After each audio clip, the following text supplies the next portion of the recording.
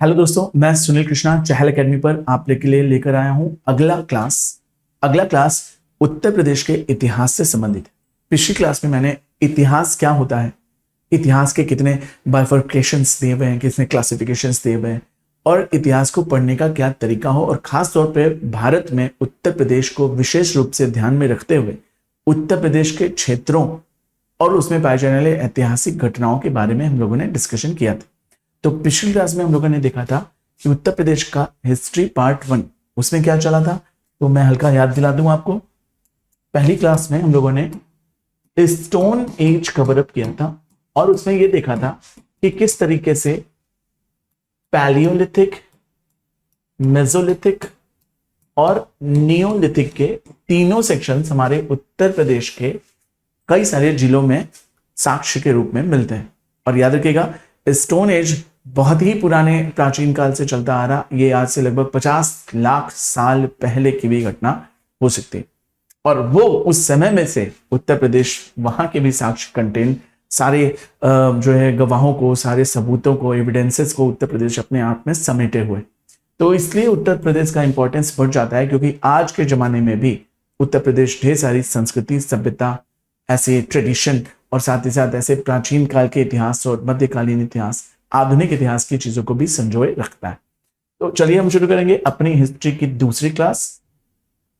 पहला लेसन हमारा कंप्लीट हुआ जिसमें हमने ढेर सारे साइट्स और टूल्स के बारे में पढ़ा था। अब हम चलेंगे अगले सेशन में। अगला सेशन होगा हमारा हड़प्पा सिविलाइजेशन। हड़प्पा सिविलाइजेशन उत्तर प्रदेश की तरफ से इसके कितने साइट्स मिले हड़प्पन सिविलाइजेशन के, पहले हम देखेंगे कि इंट्रोडक्शन हड़प्पन सिविलाइजेशन का। हड़प्पन सिविलाइजेशन के इंट्रोडक्शन के बाद हम देखेंगे कि उत्तर प्रदेश में कौन कौन सी ऐसी साइट्स हैं जहां पर हड़प्पन सिविलाइजेशन के साक्ष्य मिले। फिर हम देखेंगे कि वो साइट्स क्यों फेमस हुई और क्या कारण था कि उत्तर प्रदेश में हड़प्पन सिविलाइजेशन का एक्सटेंशन देखने को मिल जाता है। क्या उत्तर प्रदेश ऐसे फेवरेबल सिचुएशन जो है कंटेन करता है जहां पर सभ्यताएं विकसित हो सकती हैं, या केवल ये स्टोन एज के लिए ही उपयुक्त था। तो मैं बता दूं, इंडस वैली सिविलाइजेशन, जिसको हड़प्पा कालीन सभ्यता कहा जाता है, नदियों के किनारे विकसित हो रही थी और उत्तर प्रदेश उन्हीं नदियों के किनारों में से सबसे अच्छा उपजाऊ, फर्टाइल और बहुत ही ऐसा अच्छा लैंड था जहां पर अच्छी क्लाइमेट, फेवरेबल सिचुएशंस, जिंदा रहने, सर्वाइव करने, ग्रोथ करने और इवोल्यूट करने के लिए बहुत अच्छी मानी जाती थी। तो इसी वजह से शुरुआत होती है उत्तर प्रदेश में हड़प्पन सिविलाइजेशन। पहले इन सब चीजों को शुरू करने से पहले, इनके साइट्स के बारे में पढ़ने से पहले, मैं चाहूंगा कि मैं आपको हड़प्पा सिविलाइजेशन के कुछ बातें बता दूं। हड़प्पा सिविलाइजेशन में सबसे पहला शहर जो खोदा गया वो हड़प्पा मिला, इस वजह से इसका नाम हड़प्पन सिविलाइजेशन रखा गया। आर्कियोलॉजिकल सर्वे ऑफ इंडिया, जो कि अलेक्जेंडर कनिंघम और सर जॉन मार्शल के अंडर में जो है ये डेवलप होती है। इन्होंने परमिशन दी दयाराम साहनी और राखलदास बनर्जी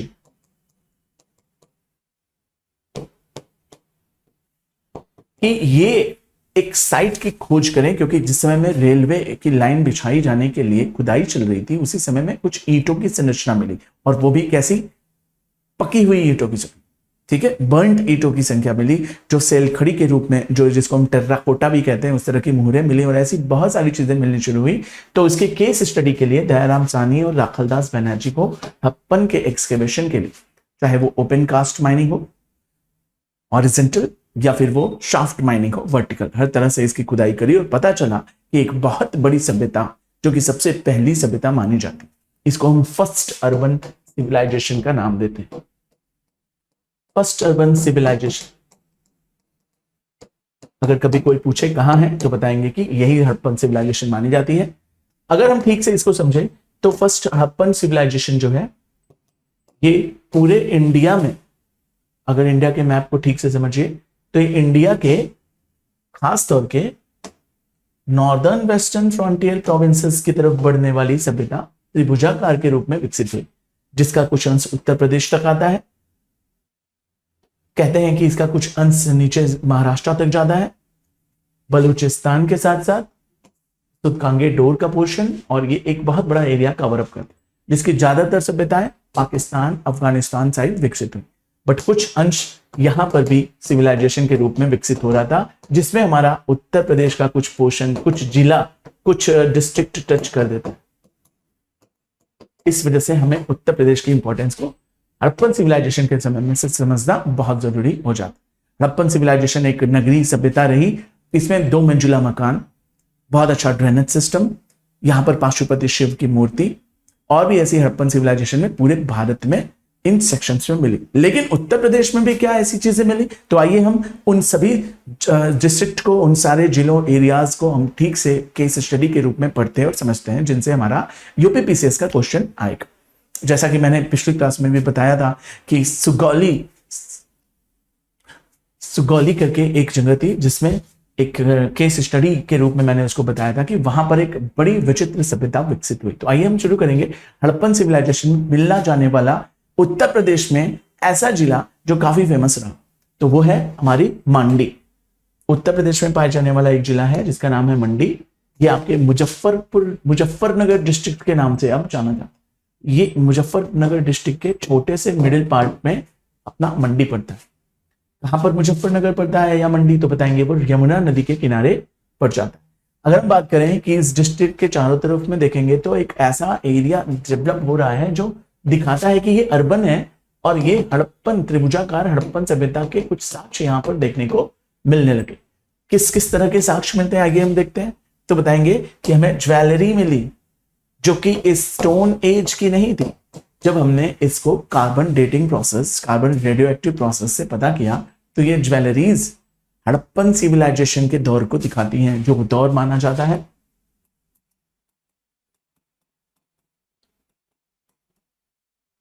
इस दौर में हम हड़प्पन सिविलाइजेशन को कंसिडर करते हुए आगे चलते हैं और देखते हैं कि इसी समय में हमें ये जो ज्वेलरीज मिली मंडी से, मुजफ्फरनगर से, यमुना नदी के पास विकसित होने वाली सभ्यता से पता चलता है कि यहां पर हड़प्पन सिविलाइजेशन का एक्सटेंशन सेमी अर्बन के रूप में फैल रहा था। बहुत अर्बन लेवल पर तो हमारे पाकिस्तान सेक्शन में दिखेगा, लेकिन सेमी अर्बन के रूप में भी हड़प्पन सिविलाइजेशन फैल रही थी, और उत्तर प्रदेश के मंडी जिले में आकर यहां पर हमें ज्वेलरी के साक्ष्य मिल जाते। 1 नंबर का क्वेश्चन बनता है। आगे बढ़ते हैं, हम देखते हैं कि और भी कुछ मिली क्या। तो बताएंगे कि हाँ, ज्वेलरी तो बड़े लेवल पर हमें मिली। यहां पर हमें एंशिएंट ज्वेलरी के अलावा ऐसी इंटायर सब कॉन्टिनेंट में ऐसी ज्वेलरीज मिली, जिससे ये पता चला कि इंडिया के बहुत दूर दूर तक के सेक्शन पे ऐसी ज्वेलरीज मिल रही थी। खासतौर पे इन ज्वेलरीज की सिमिलरिटीज पाकिस्तान और लरकाना वाले प्रांत में मोहनजोदारो या हड़प्पा सिटी के पास मिली हुई ज्वेलरी से काफी समानताएं रखती हैं। तो इससे केवल एक चीज प्रूव होती है कि भारत के उत्तर प्रदेश के मंडी जिले में आपको ज्वेलरीज के साक्ष्य मिलते हैं, जो कि पूरे सब कॉन्टिनेंट पे मिल रहे थे, और ये पता चलता है कि इंडस वैली सिविलाइजेशन का मंडी एक पार्ट। और भी कुछ चीजें यहां से मिली जिससे कंफर्म हुआ। केवल एक चीजों को साक्ष्य ना मानकर अगर हम और केस स्टडी करें तो हमें मिला कॉपर के कुछ कंटेनर्स, जो कि पॉटरी के रूप में हमें दिखाई दिए। कंटेनर्स इनको बोल रहे हैं, पॉटरी उनको बोल रहे हैं जो मिट्टी से बनती है, उसको पॉटरी कहते हैं। जो मेटल से बनता है उसे हम कंटेनर्स कहते हैं। तो मतलब डेफिनेटली ये स्टोन एज की कल्चर से ऊपर उठकर इंडस वैली सिविलाइजेशन के लोगों को कॉपर का और ब्रॉन्ज का और टिन का और जिंक का, इन सारी चीजों का ज्ञान था। भले इनको लोहा नहीं पता, लोहा आगे चलकर अतरंजी खेड़ा से मिलता है, याद रखेंगे। तो कॉपर के कंटेनर्स मिल गए, बहुत बड़े मात्रा में बीड्स मिले, और ये बीड्स किसके मिले? गोल्ड के। और हमें सबसे पहले पता चलता है कि स्टोन एज वालों को गोल्ड नहीं पता था, लेकिन जैसा कि हमने पिक्चरों में भी देखा, मोहनजोदारो एक पिक्चर थी जिसमें गोल्ड को लेकर ही सारा जो है कॉन्सेप्ट बना हुआ था। तो गोल्ड हमें सबसे पहली बार मिला इंडस वैली सिविलाइजेशन में, और उत्तर प्रदेश के मांडी जिले में भी हमें गोल्ड के बीड्स मिले। अगर मैं पूछूं कि बीड्स क्या होता है, तो आप जाने रहिएगा कि बीड्स मोतियों की मालाएं टाइप की, कुछ ऐसी गोल या चौकोर या स्फेरिकल शेप की, या फिर कभी जो है वो अलग अलग शेप्स की बीड्स, मोतियां होती थी जो ऑर्नामेंट्स के रूप में पहनी जाती। अगर हम बात करें कि और कुछ मिला, तो बताएंगे कॉपर के, ऑनजाइकी के, बैंडेज एगेट के, तरह तरह की चीजें और भी मिली। लेकिन इन सारी चीजों को मेटल मानकर हमने ये माना कि बीड्स मिली अलग अलग कॉपर की, गोल्ड की और भी तरह तरह के मेटल्स की, जिसको हम एलॉय नाम देते हैं। ये सब चीजें एलॉय का एक बड़ा अच्छा एग्जाम्पल है। एलॉय मीन्स होता है the amalgam, the combination of two और more than two metals is called alloy. तो ये एलॉय लेवल के हमें बने हुए बीट्स मिले। कहां से मिले? मांडी से। हम देखते हैं कि गोल्ड के बीट्स मिले कैसे? Spacer, hollow terminal, single and double bell shape beads, साथ ही साथ पेपर टिन सर्कुलर बीट्स। मतलब बीट्स केवल एक तरह के ही नहीं, ऑर्नामेंट्स में लगाने के लिए अलग अलग के डिजाइन किए हुए, मैन्युफैक्चर किए हुए और उसको इंडस्ट्रीज में ठीक से बनाया गया, इस तरह के बीट्स मिले। मतलब केवल बीट्स मिले होते तो समझ आता कि चलो ठीक, लेकिन इतनी सारी हुनर कला, आर्ट एंड क्राफ्ट देखने को मिलता है, वो भी मंडी जैसे छोटे इलाके में, उत्तर प्रदेश में। इससे प्रूव होता है कि मंडी, उत्तर प्रदेश बीट्स बनाने की एक इंडस्ट्री के रूप में विकसित हो रहा था और आगे चलकर ये प्योर अर्बनाइजेशन में कन्वर्ट हो जाता। आइए हम एक और केस स्टडी देखते हैं जिसमें हम आलमगीरपुर के बारे में पढ़ते हैं। ये भी उत्तर प्रदेश का एक जिला है। याद रखिएगा, आलमगीरपुर अगर हम बात करें हड़प्पा सिविलाइजेशन में, तो जम्मू कश्मीर के ऊपर मांडा इसकी सबसे नॉर्दर्न मोस्ट पॉइंट है। अगर हम बात करें साउदर्न मोस्ट पॉइंट क्या है, तो बताएंगे कि दैमाबाद, जो कि महाराष्ट्र में पड़ता है। दैमाबाद हड़प्पा सभ्यता का सबसे साउदर्न मोस्ट पॉइंट।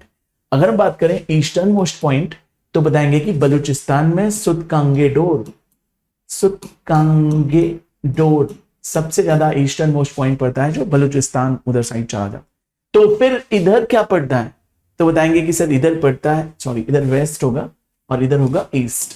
ईस्ट में उत्तर प्रदेश के आलमगीरपुर को ही सबसे ज्यादा ईस्टर्न मोस्ट साइट माना गया इस सिविलाइजेशन का। मतलब इस वाले पोर्शन में अगर हड़प्पा सभ्यता फैली थी तो मैक्सिमम इसी पॉइंट तक फैली थी, जिसको हमने क्या नाम दिया?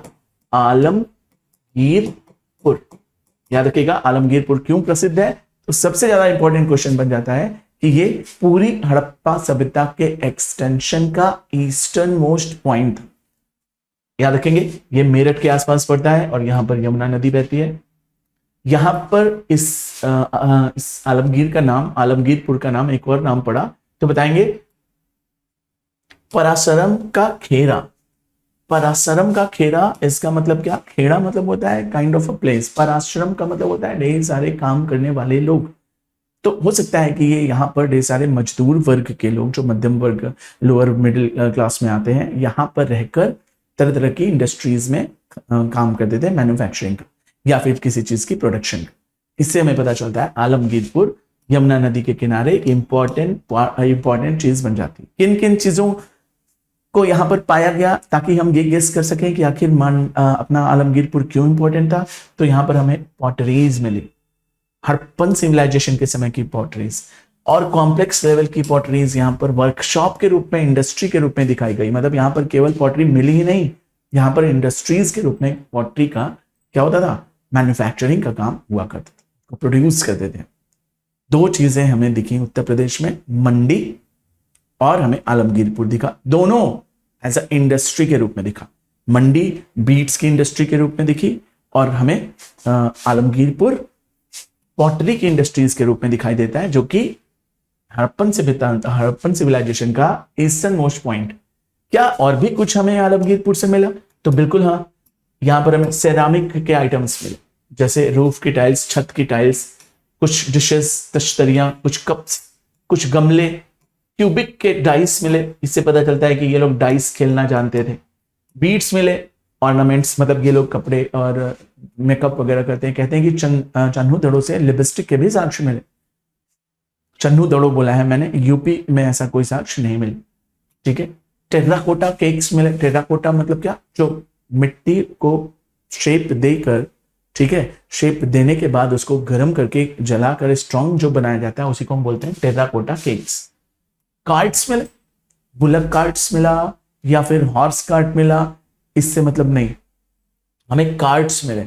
लेकिन एनिमल तो उसके साथ मरते हुए दफन तो हो नहीं जाएगा, तो हमें कार्ट्स मिले। मे बी पॉसिबल वो बुलक कार्ट्स हो सकता है वो हॉर्स कार्ट हो। लेकिन ऐसा माना जाता है कि घोड़ा इंडस वैली सिविलाइजेशन में तो मिला, लेकिन हम घोड़े का उपयोग करना नहीं जानते थे, इसलिए इसको हम बुलक कार्ट्स के रूप में मान लें। चलिए और क्या मिले तो बताएंगे हम्प्ड बुल और स्नेक्ड भी मिले। ये हम्प्ड बुल जो शब्द है, बुल ऐसा पवित्र पायस होली जो है बुल माना जाता था जिसकी लोग पूजा करते थे। क्यों? क्योंकि इंडस वैली सिविलाइजेशन एग्रीकल्चर को प्राइमरी सेक्टर मानकर ये क्या करते थे, एग्रीकल्चरिंग करते थे। एग्रीकल्चरिंग करने के लिए इनको चाहिए था हल, प्लग, और दूसरा चीज चाहिए था बुल। क्योंकि एग्रीकल्चर बुल के दम पर ही चलता था, इसीलिए बुल को काफी पवित्र जो है वो एनिमल माना गया। और कई सारे सील्स पर भी हम्प्ड बुल्स मिल जाते हैं और कहीं कहीं पर स्नेक के भी जो है वो साक्ष्य मिले। चलिए आगे देखेंगे। बीड्स तो मिली ही मिली, हमें ईयर के स्टड्स मिले। ईयर के स्टड्स का मतलब, क्योंकि बीड्स गले में पहनने वाली मालाएं हैं, ऐसे ही कान में, नाक में और हाथ में, भुजाओं में, कमर में, रिस्ट में पहनने के लिए भी बीड्स हुआ करते। तो कान में पहनने वाले बीड्स को हमने ईयर स्टड्स कहा, जो कि जिसको बाली कहते हैं, कान में पहनने वाले कुंडल धारण करते हैं लोग। तो यहां पर हमें आलमगीरपुर से मिले। और क्या मिला तो बताएंगे स्टेटाइट के पेस्ट मिले, फायंस मिला, ग्लास मिला, और क्वार्टजाइट के, एगेट के, ब्लैक जैस्पर के पत्थर मिले, जिनसे ये सारी चीजें बीड्स एंड ऑल बनाए जाते। सील्स बनी, कॉइन्स लाइक स्ट्रक्चर बने, स्टैम्प्स बने, बीड्स बनी, ऑर्नामेंट्स बने, स्टड्स बने। ये सब चीजें किन किन चीजों से बने तो वो सारी चीजें आलमगीरपुर में मिली। क्या है? जैस्पर, एगेट, क्वार्ट्ज और क्या, कार्नेलियन। और इस तरह के पत्थर, ग्लास, शीशे के पत्थर, और भी तरह तरह के जो है हमें पत्थर मिले। साथ ही साथ हमें पकाई हुई मिट्टी, टेर्राकोटा की भी चीजें मिली। इससे ये पता चलता है कि आलमगीरपुर एक डेवलप्ड शहरी क्षेत्र में बदल रहा था, जो कि इंडस वैली सिविलाइजेशन का एक प्रतीक हो जाता। हम देखते हैं क्या मेटल मिले तो बताएंगे नहीं, यहां पर तो मेटल बहुत बड़े लार्ज क्वांटिटी में तो नहीं मिले, लेकिन हाँ ब्रोकन ब्लेड मिला कॉपर का जो बना हुआ। मतलब इधर साइड में मेटल का उतना डेवलपमेंट नहीं था। तो क्या बिल्कुल मेटल नहीं मिले यूपी साइड से तो बताएंगे नहीं, आलमगीरपुर से मिले, लेकिन ब्रोकन ब्लेड के रूप में एक पत्ती थी, बट टूटी फूटी मिली, बहुत ज्यादा एडवांस लेवल की पत्ती नहीं मिली। अगर हम बात करें कि क्या किसी तरह के वेसल्स की भी डिस्कवरी हुई तो बताएंगे हाँ, नदियों में चलने के लिए वेसल्स की जरूरत पड़ती थी, और हमारे पास थोड़ी बहुत टूटी फूटी बियर के head of a beer being a part of a vessel. ठीक है, मतलब क्या, वेसल का कुछ अंश मिला हम। ठीक है, चलिए आइए देखेंगे। टेर्राकोटा के बीड मिले, कुछ कपड़े मिले, और साथ ही साथ कॉटन के कल्टीवेशन को हमने अपने यूपी वाले सेक्शन में भी देखा। आइए इसको मैं थोड़ा समझा दूं। कॉटन का कल्टीवेशन यूपी में कैसे हो सकता है तो बताएंगे कि उत्तर प्रदेश अगर यहाँ का पोर्शन है तो इसके कुछ इलाकों में, जो कि गुजरात राजस्थान वाले पोर्शन से एरिड जोन और सेमी एरिड जोन से भी टच करता है, क्योंकि गुजरात और महाराष्ट्र में ही काली मिट्टी पाई जाती है जो कॉटन के प्रोडक्शन के लिए अच्छी होती है। उत्तर प्रदेश के वेस्टर्न और साउदर्न वेस्टर्न पोर्शन पे भी कुछ जगहों पर कॉटन और कॉटन की कल्टीवेशन उस समय के दौर में दिखाई गई। कॉटन का कल्टीवेशन बहुत इंपॉर्टेंट है, क्योंकि ये लोग जो पहनते थे वो कपड़े कॉटन के ही होते थे या वूल के होते थे, और ज्यादा प्रीफर करते थे ये लोग कॉटन। और इसका एक नाम दिया, उसको बोलते थे सिंडन। क्या नाम दिया कॉटन का इन्होंने तो बताएंगे ये लोग कॉटन को इंडस वैली सिविलाइजेशन के वाले लोग सिंडन के नाम से जाना जाते। क्या कोई और साइट मिली आलमगीर और मंडी के अलावा तो बताएंगे हाँ, एक हुलासनगर मिला, जिसको हम हुलास के नाम से जानते हैं। बहुत इंपॉर्टेंट साइट है, इसको समझिएगा कि यहां पर क्या मिला, आज ये कैसे रिकॉग्नाइज किया जाता है, और सबसे इंपॉर्टेंट चीज ये कौन सी नदी के किनारे, और यहां पर से हमें कौन कौन से साक्ष्य मिलते हैं। याद रखिएगा, हुलास जो है ये अभी सहारनपुर डिस्ट्रिक्ट के नाम से जाना जाएगा, इसी के एरिया में पड़ता है। और यहां पर जो यमुना नदी है इसकी ढेर सारी ट्रिब्यूटरीज का पानी जाता है, और ये इंडस वैली सिविलाइजेशन ट्रिब्यूटरीज के आसपास ही विकसित हुई थी। इसी वजह से जैसे हिंडन रिवर या फिर कृष्णी या फिर क्या मस्करा, तरह तरह की नदियां थी, ये जो क्या है सहारनपुर डिस्ट्रिक्ट के आसपास हुलास नामक नगर में मिलती। और इन नदियों के किनारे भी सभ्यताएं विकसित हो रही थी इंडस वैली सिविलाइजेशन की, बट वो सेमी अर्बन कम रूरल हुआ करती थी। यहां पर भी हमें लेट इंडस वैली सिविलाइजेशन के साक्ष्य मिलते हैं। प्योर इंडस वैली सिविलाइजेशन ही नहीं, आगे चलकर जब इंडस वैली सिविलाइजेशन का डिक्लिनेशन हुआ तो वहां के लोग मूव करते हैं, इधर साइड भी देखने के साक्ष्य मिलते हैं। बहुत सारे आर्कियोलॉजिकल साइट्स की खुदाई हुई, जिनमें हमें क्या मिला, 5 राउंड फर्नेस मिला। 5 राउंड फर्नेस मतलब क्या, ऐसी भट्टी मिली, क्या है, जो 5 बड़ी भट्टी मिली, और तो और ऐसा पता चला कि इन भट्टियों को सजाते भी थे, मतलब भट्टी जिसमें हम किसी चीज को पका सकते हैं उसको हम भट्टी कहते हैं, जिसको हम फर्नेस कहते हैं। तो 5 राउंड के फर्नेस मिले, मतलब फिर से पता चलता है कि उत्तर प्रदेश को इन्होंने खास तौर पर इंडस्ट्री और मैन्युफैक्चरिंग साइट के रूप में सेलेक्ट किया हुआ, और वो भी शहर से दूर, ताकि किसी तरह का पॉल्यूशन और किसी तरह की प्रॉब्लम ना हो। यहीं के क्षेत्रीय लोगों को काम देते थे और कार्ट पे रखकर, वेसल पे रखकर ये ट्रैवल करके अपने क्षेत्र इंडस वैली सिविलाइजेशन लेकर जाया करते। आइए और देखें तो हैंडमेड व्हील मेड पॉटरीज मिली, साथ ही साथ कुछ जियोमेट्रिक और नेचुरलिस्टिक डिजाइन्स उन पॉटरीज पर मिली। मतलब हाथ से भी पॉटरी बनाते थे, पॉटरी व्हील्स पर भी पॉटरी रखकर बनाते थे, और केवल पॉटरी को पॉलिश ही नहीं किया, ठीक है, और उनको डेकोरेट किया नेचुरलिस्टिक चीजों से और ज्योमेट्रिकल चीजों से, जिसे हम बोलते हैं अल्पना। कहीं पत्ती बना दी, कहीं जानवर बना दिए, कहीं circular shape, triangular shape, rectangular shape, cylindrical shape, तरह तरह के ज्योमेट्रिकल शेप्स बनाए। इससे पता चलता है कि उत्तर प्रदेश ज्योमेट्री, पेंटिंग और साथ ही साथ नेचुरलिस्टिक चीजों में भी काफी अव्वल रहा। क्राफ्ट के मैटर में उत्तर प्रदेश आज भी आप देखेंगे कि डिजाइन एंड क्राफ्ट में उत्तर प्रदेश काफी आगे। और ये किन किन चीजों से मिला तो बताएंगे कि ब्लैक कलर के चेस्ट ब्लेड और बोन पॉइंट्स भी हमें यहां पर देखने को मिल जाते। टेर्राकोटा क्या होता है? जैसा कि मैंने आपको बताया, टेर्राकोटा का मतलब होता है पकी हुई ईंटें। तो सीलिंग को एक शेप देकर, ताकि वो टूट न जाए, कच्ची मिट्टी होगी उसको टेर्राकोट किया गया, उसको पकाया गया फर्नेस में ताकि वो स्ट्रांग हो जाए। जैसे हम ईंटें बनाते हैं मिट्टी से, उसको भट्टी फर्नेस में डाल देते हैं, डालने के बाद जब उससे निकालते हैं तो वो ईंटें मजबूत होते हैं, उन्हीं से बड़ी बड़ी बिल्डिंग्स बनती हैं। तो इसी तरह से इन्होंने अपने सील्स बनाए, सील्स पर डिजाइन्स दी और डिजाइन्स को फर्नेस में डालकर टेर्राकोट कर दिया, मीन्स उसे चैरिड कर दिया, बर्न कर दिया, जिसकी वजह से वो और स्ट्रांग हो गई। अब मुहर काफी दिन चलेगी। क्या एग्रीकल्चरिंग साक्ष्य मिले हैं? तो बताएंगे हमें हॉर्स ग्राम मिला, जो घोड़े चने खाते हैं वो वाले, काऊ के पी मिले, वॉलनट मिला, ओट्स मिला, लिंटल मिला, मटर मिली, क्या मिला? चिकपी मिली, रागी मिला, राइस मिले। राइस इसलिए मिले, ये सारी चीजें इसलिए मिली क्योंकि यहां पर वाटर की एक्सेसिबिलिटी बहुत अच्छी थी और यहां पर इस वजह से आसानी से इन सारी चीजों का कल्टीवेशन किया जा सकता था।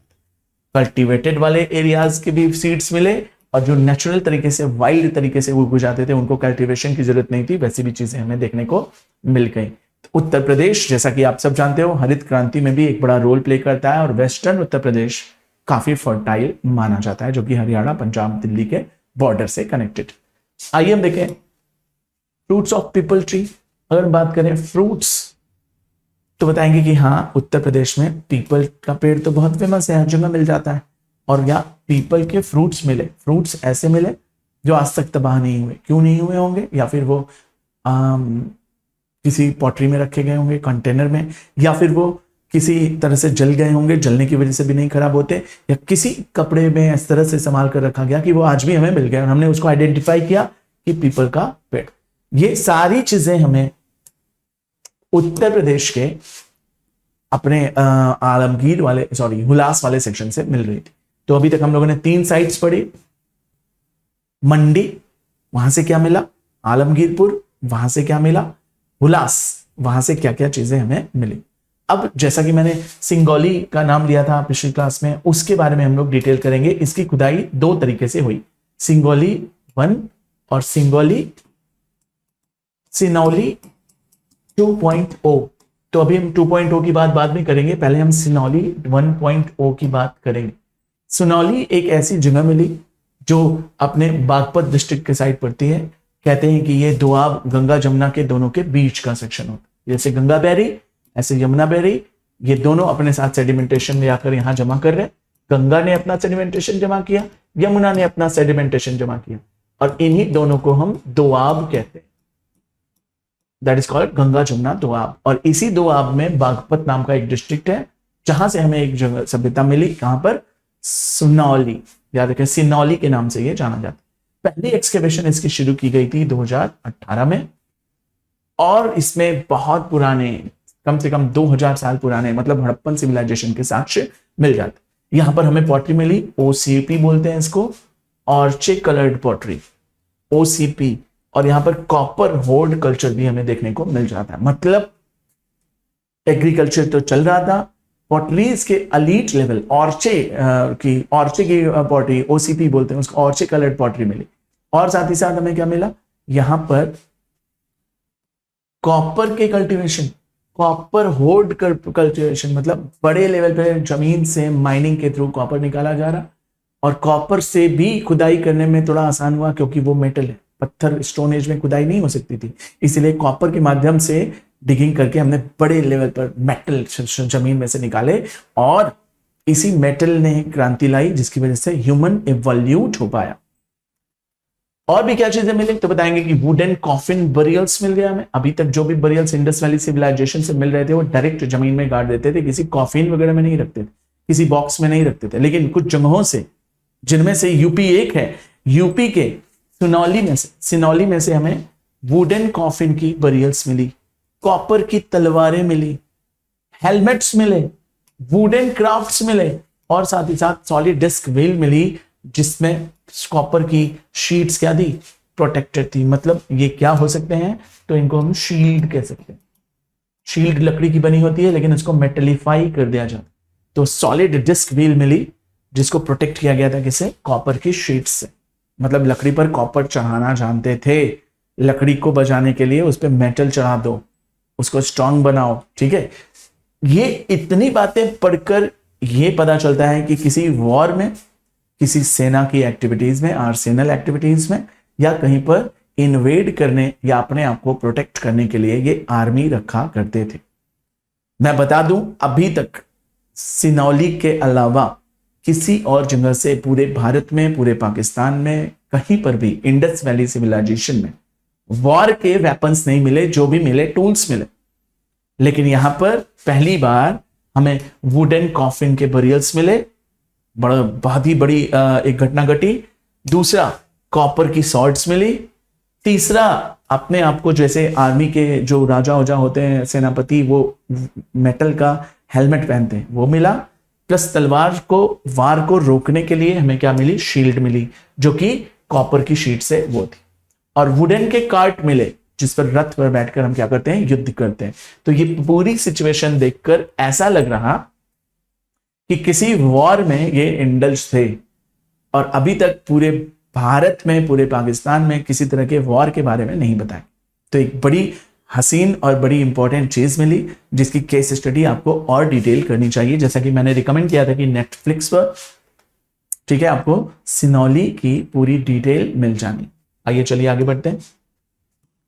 सिनौली, सुगौली 2.0, सुगौली के नाम से जाना गया। सुगौली एक जगह मिली जिसको हमने क्या दिया तो बताएंगे, इसका नाम पड़ा फीमेल, इसका नाम है सुगौली, और ये कहां पर है, वही अपने गंगा जमुना दोआब वाले सिनौली के थोड़े से आसपास वाले एरियाज में। 2.0 एक्सटेंशन किया हमने। सिनौली जब ढूंढ लिया तो सिनौली के आसपास भी ढूंढना शुरू किया। सिनौली से ही मिलता जुलता नाम है सुगौली, ठीक है। तो सुगौली 2.0 मतलब सिनौली 2.0 का ही एक पार्ट था, एक्सटेंशन था, जिसमें हमें फीमेल वैरियर्स मिली। अब तो बिल्कुल क्लियर हो गया कि डेफिनेटली ये जो है वॉर के लिए ही प्रिपेयर हो रहे थे, जिसमें फीमेल खुद वॉर करने क्या करती है, खड़ी हो जाती। और ये बताइए कि फीमेल वैरियर थी, कैसे पता चला, तो हमें क्या मिली, कॉफिन, कॉफिन में एक लड़की की हड्डियां मिली, उसके सारे जो है शील्ड्स, उसकी सॉर्ड, उसका हेलमेट, और उसके जितने भी सारे चीजें वॉर वाले होते हैं यहां पर दबाए हुए मिले। तो इस कब्र से, इस ग्रेव से हमें यह पता चला कि फीमेल भी वैरियर हुआ करती थी। कैसे हुआ तो बताएंगे कि एंकल्स मिले, क्लासेस और व्हील क्या करते हैं ये बताते हैं कि ये सब चीजें देखकर पता चलता है कि मॉडर्न योद्धाएं हुआ करती, और उनके चैरियट्स मिले, उनके एंकल्स मिले, ठीक है, वॉर के शील्ड्स मिले। एकदम डेफिनेटली हो गया कि वॉर की प्रिपरेशन या वॉर कभी ना कभी इन्होंने किसी से किया। एक्सटेंशन, एक्सपेंशन, इन्वेजन और सारी चीजों से संबंधित ये वॉर का कॉन्सेप्ट आ रहा है। आगे क्या होते हैं विप, जो हमें सुगौली से मिले, तो बता दूं मैं, विप एनिमल्स के क्या होते हैं, कुछ फाउंड किए गए इंडिकेशंस जिससे पता चलता है कि विप है। विप ऐसे एक्चुअली समझ लो रैंचे होता है, बाड़ा होता है जहां पर एनिमल्स को रखा जाता है, ठीक है, उसको हम कह देंगे विप्स। राइस और दाल मिली, क्योंकि उत्तर प्रदेश की ये सबसे बढ़िया उपज करने वाले जो दो चीजें हैं, राइस एंड पल्स, तो यहां पर आपको मिल जाएंगे, वो भी पॉट्स में। एनिमल के बोन्स भी बरीड हुए यहां पर मिले, यहां पर सिनौली, सुगौली में। सेक्रेट चैम्बर्स मिले, और ये यहां से सस्पेंस क्रिएट होता है। इस गली में कुछ ऐसे डंजन्स मिले, कुछ ऐसे चैम्बर्स मिले जो काफी क्या है, पवित्र है और मिस्टीरियस भी है। सीक्रेट ना होकर सेक्रेड है। सेक्रेड का मतलब होता है होली, पायस, पवित्र। तो कुछ ऐसे चैम्बर्स मिले। अब ये आखिर चैम्बर्स किसके हुआ करते हैं, तो अंदाजा लगाया गया कि जो पूर्वज होते हैं, उनकी आत्माएं होती हैं, उनको वापस बुलाने के लिए, या पुनर्जन्म पर विश्वास करते थे, या भगवान को एक डेडिकेशन देने के लिए, या गर्भगृह बनाने के लिए ऐसा माना गया कि ये चैम्बर्स हुआ करते थे, जिसको हम सैंक्टम सैंक्टोरम कहते हैं। सैंक्टोरम के नाम से जाना जाता है। आपने देखा होगा एवेंजर्स पिक्चर में, अपने जो डॉक्टर स्ट्रेंज है, उनका जो घर है वो भी गर्भगृह अर्थात सैंक्टम सैंक्टोरम कहा जाता है, क्योंकि वो थोड़ा सा सेक्रेड है और थोड़ा सा सेक्रेट है, दोनों है। मतलब सेक्रेड पवित्र भी है और सीक्रेट मिस्टीरियस भी है। इसी वजह से भगवान का मंदिर जिसमें भगवान की मूर्ति रखी होती है उसको बोलते हैं गर्भगृह, सैंक्टम सैंक्टोरम। वो पवित्र भी होता है और मिस्टीरियस भी होता है। ठीक है, तो इसीलिए यहां पर हमें कुछ चैम्बर्स मिले। इससे ये लगाया गया पता कि हो सकता है ये किसी पुनर्जन्म या भगवान की या किसी ऐसी सेक्रेट पवित्र चीजों की पूजा करते रहे होंगे, जो ये मानते थे कि इस जगह पर आकर वो भगवान, वो डाइटी या वो शक्ति यहां पर रहती। तो बड़ी खोज हुई सुगौली 2.0 के तहत।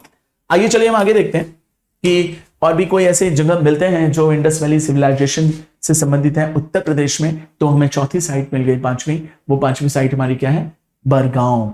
बरगांव कहां पर है तो देखेंगे इसका लोकेशन आज उत्तर प्रदेश के सहारनपुर के डिस्ट्रिक्ट में पड़ता है। यहां पर से हमें कलर्ड पॉटरी मिलती है, और ये हड़प्पन नहीं, लेट हड़प्पन पीरियड की साइट्स के रूप में पहचाना गया। और यहां पर भी हमें ओसीपी मिला। ओसीपी मतलब ऑर्चे कलर्ड पॉटरी। ऑर्चे कलर्ड पॉटरी एक एडवांस लेवल पॉटरी होती थी।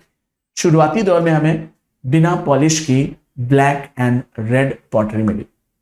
कहीं कहीं पर हमें ग्रे पॉटरी मिली, जो ये दिखाती है कि इनके पास पेंटिंग करने के लिए दो ही कलर होते। आगे चलकर northern western NWPG pottery wares मिले, और आगे नॉर्दर्न वेस्टर्न पॉटरी वेयर्स के ये एडवांस लेवल को दिखाता है। इससे भी ज्यादा एडवांस लेवल अगर हम बढ़े तो हमें मिल जाएगा OCP, ऑर्चे कलर्ड पॉटरी। ऑर्चे कलर थोड़ा सा मतलब रफ कलर ही होता है, लेकिन उसकी फिनिशिंग और उसकी पॉलिशिंग देखकर ऐसा लगता है कि एक अच्छे एडवांस लेवल की पॉटरी बनाई गई। तो ये हमें कहां से मिल गई, बड़गांव से मिल जाती। और इस तरीके से हमारा पूरा का पूरा इंडस वैली सिविलाइजेशन, जो कि यूपी के रेफरेंस में हमने पढ़ा, और हमने ये भी देखा कि इंडस वैली सिविलाइजेशन में और भी क्या चीजें मिली। ये दिखाता है कि केवल पाकिस्तान ही नहीं, इंडिया ही नहीं, इसका एक्सटेंशन ईस्ट में आलमगीरपुर तक के ईस्टर्न मोस्ट पॉइंट तक आता है, और अगल बगल भी कुछ सभ्यताएं इसमें विकसित होती, जो कि इंडस्ट्री के रूप में pottery industry, beads industry, weapon industry, और यहाँ के लोग योद्धा के रूप में भी दिखाई दिए गए। ओवरऑल केस स्टडी ये दिखाती है कि हमारा इंडस वैली सिविलाइजेशन यूपी के बहुत बड़े पार्ट में भी आपको देखने को मिलेगा। ये 5 जिले आपको याद रखने, ठीक है। चलिए हम इसी क्लास को आगे एक्सटेंड करते हुए वैदिक कल्चर का भी एक ड्यूरेशन देख लेते हैं कि आखिर वैदिक कल्चर उत्तर प्रदेश से संबंधित है भी या नहीं। तो चलिए हम अपनी क्लास को एक्सटेंड करते हुए आगे बढ़ते हैं। और मैं ये बता दूं, वैदिक कल्चर एक्चुअली स्टोन एज के बाद, इंडस वैली सिविलाइजेशन के डिक्लिनेशन के बाद, कहते हैं कि इंडस वैली सिविलाइजेशन द्रविड़ लोगों का एक हब हुआ करता था। इन्हीं द्रविड़ लोगों को मारकर आर्यंस आते हैं और सारे उपजाऊ फर्टाइल लैंड को, नॉर्थ वाले पोर्शन को जीत लेते हैं और वैदिक कल्चर की शुरुआत करते हैं। वैदिक कल्चर एक्चुअली 2 पार्ट में बटा हुआ है, अर्ली वैदिक कल्चर और लेटर वैदिक कल्चर के रूप में ये बटा हुआ। तो हम इसमें वैदिक कल्चर में अर्ली वैदिक भी पढ़ेंगे और लेटर वैदिक भी पढ़ेंगे। वैदिक कल्चर इसलिए इंपॉर्टेंट हो जाता है क्योंकि इसी में सबसे पहले आर्यों और नए धर्म की बात आती है। वैदिक कल्चर हमेशा से रूरल कल्चर रहा है। इसके पहले वाला culture Harappan civilisation urban culture रहा, लेकिन वैदिक कल्चर आता है तो ये रूरल कल्चर के रूप में आ जाता है। और यहाँ के लोग एग्रीकल्चर को फोकस ना करके, ट्रेड को फोकस ना करके, प्राइमरी फोकस जो करते हैं वो animal rearing, animal husbandry, domestication पर ज्यादा फोकस करते हैं। इनका सेकेंडरी ऑक्यूपेशन जो रहता है वो क्या रहता है, एग्रीकल्चर है। ठीक है, तो आइए चलिए हम वैदिक कल्चर के बारे में क्या पढ़ेंगे। वैदिक कल्चर इसलिए फेमस हुआ क्योंकि जितने बड़े लेवल के लिटरेचर्स लिखे गए हिंदू मिथोलॉजी, हिंदू कल्चर को ध्यान में, ट्रेडिशन को ध्यान में रखते हुए, वो सारे वैदिक कल्चर में मिले। तो क्या ऋषि मुनि दूर दूर तक फैलकर जंगलों में, आरण्यकों में रहकर आरण्यक लिखते हैं, ब्राह्मण लिखते हैं, वेद लिखते हैं, उपनिषद, पुराण। तो हाँ, वैदिक कल्चर में इन्हीं सारी चीजों का केस स्टडी कहा जाता। तो इसमें उत्तर प्रदेश का भी कुछ रोल रहा होगा। तो जैसा कि सभी जानते हो कि स्टोन एज में भी उत्तर प्रदेश का रोल दिखा, इंडस वैली सिविलाइजेशन में भी उत्तर प्रदेश का रोल दिखा। तो डेफिनेटली वैदिक कल्चर और लेटर वैदिक कल्चर में भी उत्तर प्रदेश आपको दिख जाएगा। तो आइए चलिए देखते हैं कि किस स्तर तक उत्तर प्रदेश हमें वैदिक कल्चर में कंट्रीब्यूट करते हुए दिखाई देता है। तो आइए चलिए शुरू करें। वैदिक कल्चर की अगर हम बात करें तो ये आर्यन सिविलाइजेशन थी और रूरल हुआ करती। ये पूरा का पूरा आर्यन कॉलोनीज हुआ करता था और सेंट्रल लेवल पर अगर हम भारत में देखें तो खास तौर पे जो आर्यंस थे वो किधर देखने को मिलेंगे। तो आर्यंस हमें 7 नदियों का आब है जिसको हम सप्त सैंधव कहते हैं। सिंधु नदी, सरस्वती नदी, झेलम, रावी, व्यात और 7 नदियों का आब होता है। सिंधु नदी, इंडस, झेलम, चेनाब, रावी, व्यास, सतलज और सबसे अगर हम बात करें कौन सी, तो सरस्वती नदी। इन्हीं 7 नदियों के सेक्शन को जो सबसे ज्यादा फर्टाइल थे, आर्यंस आते हैं, यहाँ के द्रविड़ों को भगाकर साउथ वाले पोर्शन में भेज देते हैं, अनुपजाऊ जगह, अनफर्टाइल जगह, और जितनी फर्टिलिटी वाली लैंड थी उस पर अपना कॉलोनी बना लेते हैं और यही क्षेत्र कहलाया आर्यावर्त। इसी को हम बोलते हैं सप्त सिंधु, मतलब सिंधु नदी और उसकी ट्रिब्यूटरीज रिवर की वजह से इसका नाम सप्त सिंधु पड़ा। वो 7 रिवर्स और उसका पुराना नाम आपको याद रखना है। क्यों यहां पर विकसित हुए, क्योंकि किसी भी सभ्यता का विकास रिवर के ही बेसिन में या उसके वैली के आसपास होता है। और यहां पर तो ढेर सारी नदियां हैं, फर्टिलिटी भी अच्छी है, एनिमल्स भी मिल जाएंगे, एनिमल डोमेस्टिकेशन को करने के लिए, ग्रेजिंग करने के लिए घास मिल जाएगी। हम यहाँ पर जंगल भी पाएंगे क्योंकि ऋषि मुनि बैठकर वहां पर क्या करेंगे, लिखन पाठन का काम करेंगे। तो इसीलिए उन 7 रिवर्स का नाम याद करना है। और सबसे इंपॉर्टेंट चीज, ये 7 रिवर्स ही सबसे ज्यादा इरिगेशन डेवलप करती हैं, जिससे उत्तर प्रदेश में, हरियाणा में, पंजाब और पाकिस्तान में बहुत बड़े लेवल पर फर्टिलिटी डेवलप होती है और प्रोडक्शन बड़े लेवल पर होता है। लेकिन हमारा सेंटर उत्तर प्रदेश को ध्यान में रखते हुए, इसी वजह से हम इन 7 नदियों में से उत्तर प्रदेश में कोई भी नहीं आती, लेकिन उनके जो बड़े सेक्शन है, उनके मैदान जो, उनका इफेक्ट, क्लाइमेट हमारे उत्तर प्रदेश को स्पर्श करते हुए जाता है। तो याद रखिएगा, इंडस का पुराना नाम सिंधु है, झेलम का पुराना नाम वतिस्ता है, चेनाब का पुराना नाम अस्किनी है, रावी जो कि परिश्रणी नदी के नाम से जानी जाती है, व्यास विपाशा है, सतलज का पुराना नाम सतुद्री है, और अभी हमारी जो एक नदी है सरस्वती, इसका पुराना नाम सरस्वती है। जबकि इसका पुराना नाम वेदों में लिखा हुआ मिला, इसका नाम हमें बोला नदी तमा। नदी तमा, नदियों की मां। सबसे ज्यादा पवित्र नदी इंडस वैली सिविलाइजेशन के बाद वैदिक कल्चर में अगर जिसको सम्मान दिया गया वो गंगा नहीं थी, वो सरस्वती नदी थी। इसको नदी तमा नाम दिया गया, नदी तमा के नाम से जाना जाता है। याद रखिएगा, गंडक को वैसे हमने सदा नीरा कहा, एक और नदी जो इसमें जुड़ जाएगी वो होगी सदा नीरा, गंडक के नाम से। अगर चाहें तो नोट कर लीजिए, लेकिन ये यूपी के पार्ट में नहीं आता। चलिए हम आगे बढ़ेंगे। इन 7 नदियों के नाम जरूर याद रखिएगा। अभी उत्तर प्रदेश के संदर्भ में हमने ये चीजें नहीं पढ़ी, अब हम पढ़ेंगे उत्तर प्रदेश के संदर्भ में, क्योंकि जैसा कि हमने पीछे पढ़ा कि आर्यंस की कॉलोनाइजेशन सेंटर था, केंद्र में आए थे मुख्य रूप से। वैसे तो नॉर्दर्न वेस्टर्न फ्रंटियर प्रोविंसेस पर देखने को मिल जाता, लेकिन ये धीरे धीरे एक्सपेंड हो रहे थे केंद्र की तरफ, और केंद्र में हमारा पड़ जाता है, अगर मैप को ठीक से समझिए तो उत्तर प्रदेश हमारे केंद्र में पड़ता। अगर हम देखें तो यहां से जो एक्सपेंशन हो रहा था इधर भी आ रहा था, जिसकी वजह से उत्तर प्रदेश सेंटर में आने के कारण काफी इंपॉर्टेंस क्रिएट कर लेता है। चलिए अब हम देखते हैं कि क्या रोल था वैदिक कल्चर में उत्तर प्रदेश का। तो आएंगे देखेंगे, सबसे इंपॉर्टेंट चीज होती है कि वैदिक कल्चर को 3 तरह से समझना। पहला, इस समय में लिटरेचर ही सबसे ज्यादा फैल रहा था। दूसरा, वैदिक कल्चर के समय में कुछ ढेर सारे एरियाज डेवलप हो रहे थे जो कि जनपद के नाम से जाने जा रहे थे, धीरे धीरे ग्रोथ हो रहे थे। ये एरियाज ही आगे चलकर क्या हुए, महाजनपद बन जाते हैं लेटर वैदिक कल्चर में। कुछ जनजातियां थी, क्लान्स थी, कुछ ट्राइब्स थी, वो अपने अपने एरियाज में विकसित इवोल्यूट हो रही थी। उन्हीं क्लान्स में से, उन्हीं ट्राइब्स में से उत्तर प्रदेश में भी विकसित होने वाले बहुत सारे ऐसे ट्राइब्स। उन आर्यन क्लान्स का नाम था पंचजन, 5 जातियां, पुरु, तुर्वस, यदु, अनु और द्रुह। यही 5 जातियां मिलकर कही जाती हैं पंचजन। तो क्या इनमें से कोई उत्तर प्रदेश में भी निवास करता था? तो बिल्कुल हाँ। भारत पूरी की पूरी तरह से प्रोमिनेंट क्लान्स में बढ़ चुका था और प्रोमिनेंट लेवल के क्लान्स थे, ऐसा नहीं कि पिछड़े थे, बहुत बुद्धिमान थे। अगर हम बात करें आर्यन की एक्सटेंशन, तो अपने टेरिटरी की तरफ, मतलब ईस्ट की तरफ, मतलब अगर हम भारत को देखें तो ये वेस्टर्न की तरफ तो फैले थे, लेकिन धीरे धीरे इनका एक्सटेंशन टेरिटरी फैल रहा था किधर साइड, ईस्ट की तरफ, मतलब अपने यूपी की तरफ आ रहा था। तो यही 5 जातियां आपस में विवाह नीति, एक्सपेंशन, इवोल्यूशन, इन्हीं सारी चीजों को ध्यान में रखते हुए आगे बढ़ रही थी और सारा उपजाऊ सेक्शन कैद कर रही थी। तो कुछ उपजाऊ सेक्शन जो पंजाब के प्रांत के बगल में पाकिस्तान और इधर आने पर वेस्टर्न यूपी और यूपी के गंगा दोआब सेक्शन भी उन्होंने पहचान लिए कि ये एरिया भी फर्टिलिटी से भरा हुआ है, हमें भी इसमें एक्सपेंशन करना चाहिए, और यहीं से एक्सपेंशन यूपी की तरफ हो गई। पहचान लिया गया यूपी आर्यंस के द्वारा और धीरे धीरे एक्सटेंशन में हमें देखने को मिलेगा।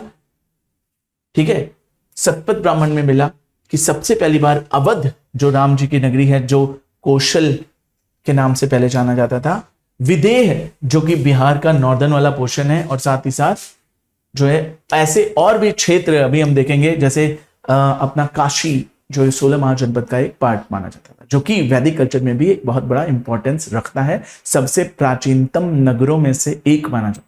तो सतपथ ब्राह्मण में सबसे पहली बार उत्तर प्रदेश का जिक्र मिला अवध के रूप में, कौशल वाला एरिया। और उत्तर प्रदेश उस समय, जैसा कि मैंने कहा था, बंगाल, बिहार, उड़ीसा, इन उत्तर प्रदेश, इन तीनों को मिलाकर, चारों को मिलाकर बड़ा उत्तर प्रदेश होता था। इसीलिए जो नॉर्दर्न बिहार है उसको भी उत्तर प्रदेश ही कंसिडर करिए। तो इसमें हमें क्या मिला, तो बताएंगे विदेह शब्द मिला। ये 2 शब्द उत्तर प्रदेश के, 2 जिले उत्तर प्रदेश के सबसे पहले कहां पर देखने को मिलते हैं, ऋग्वेद में देखने को मिल जाते हैं। और यहां से सबसे पहली बार उत्तर प्रदेश की इंपॉर्टेंस फिर से दोहरा दी गई। और आपको समझ में आएगा कि शतपथ ब्राह्मण एक बहुत ही इंपॉर्टेंट ब्राह्मण है जो यजुर्वेद को एक्सप्लेन करता है। यजुर्वेद के 2 ब्राह्मण थे, शतपथ ब्राह्मण और तैतरी। ये 2 यजुर्वेद के यज्ञ विधि, उनके कर्मकांडों का सरल तरीके से सामान्य जनता को लेमैन स्टाइल में समझाने के लिए एक्सप्लेनेशन माना जाता है। तो शतपथ ब्राह्मण जैसे बड़े ब्राह्मण में यूपी का नाम आता है तो एक खुशी की बात होती है। और यहां पर हम पढ़ेंगे कौशल और क्या नाम आया, विदेह। आपको यही दोनों नाम याद रखना है। अभी वाला अवध और अभी वाला नॉर्दर्न बिहार वाला पोर्शन ही आपको क्या मिल जाता है, उत्तर प्रदेश का पार्ट, जो कि वैदिक कल्चर में टच हो जाता है। आइए और देखें, अगर जैसे जैसे आर्यंस डेवलप कर रहे थे, आर्यन की एक्सपेंशन बढ़ती जा रही थी, तो नए नए स्टेट्स, नए नए जनपद बनते जा रहे थे। हमने क्या देखा, नए नए जनपद बन रहे हैं तो नए नए पीपुल्स का इमरजेंस हो रहा, और यही इमरजेंस नए नए सेंटर्स एंड सिटीज की डेवलपमेंट कर रहा था। और उत्तर प्रदेश तेजी से विकसित होते हुए कई सारे जिले, 16 महाजनपद में से 8 जिले उत्तर प्रदेश के हैं। अब आप सोचिए कि उत्तर प्रदेश का एक एरिया कितना बड़ा होगा और इसकी इंपॉर्टेंस वैदिक कल्चर में कितनी होगी।